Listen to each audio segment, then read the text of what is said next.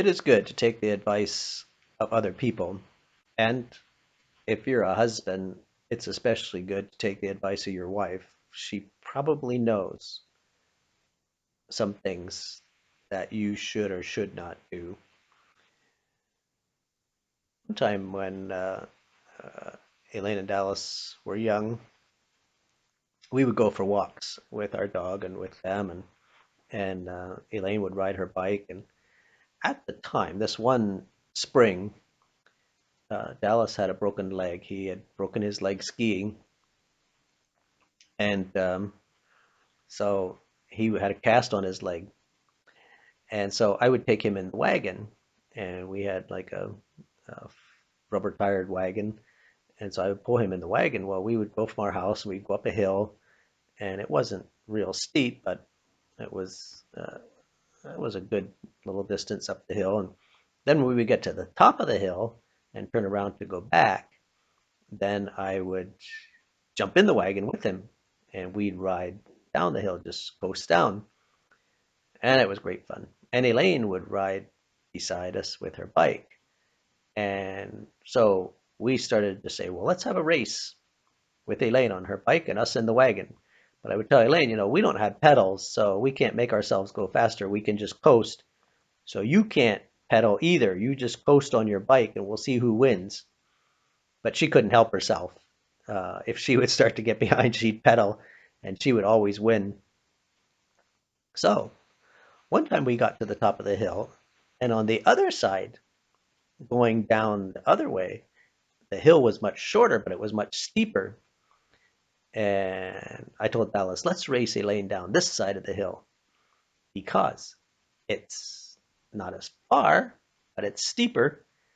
And so we'll go and we'll get to going faster. And before she has time to pedal, we'll be at the bottom and we'll win. And Edith was along with us and she said, Merle, don't do it. That's not a good idea. Don't do it. It's too steep. And I was like, no, it's going to be good. Like, it'll work. She's like, Merle, like, he already has a cast on his leg. Like, don't. You're going to hurt him. Like, don't do it.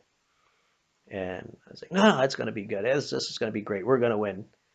And so she said, well, I'm not staying around to watch. And so she started heading back home. So I got in the wagon with Dallas and we headed down the hill and they laying on her bike. Well, we got partway down the hill and I realized I'm holding the tongue of the wagon, which is how you steer, and it started to wobble. And I realized we're going way too fast for the amount of hill that we have left, and we're going to crash. This wagon's going to upset before we get to the bottom of the hill.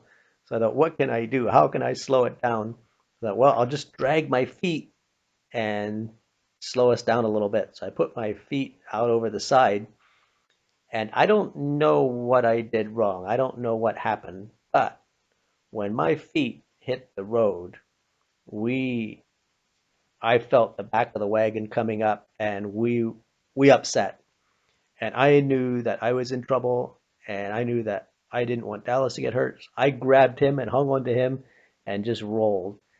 And we went sliding down the road. He was upset, of course, but he didn't get hurt. Um, but I had torn clothing, was bleeding, and just brush burns from the road. And so of course, Edith heard him crying, so she came back and uh, so we went home. He was fine, and I wasn't so good, but I wasn't hurt in any bad way. Uh, I didn't get much sympathy really, but it was a pretty quiet ride, a pretty quiet walk home. And one thing I will say is that Edith did not say, I told you not to do it, but she didn't say much of anything. And then uh, later on, we could talk about it, but I should have listened to her. Her sense of what was safe was much better than mine, and I should not have done that. I should have listened to what she had to say.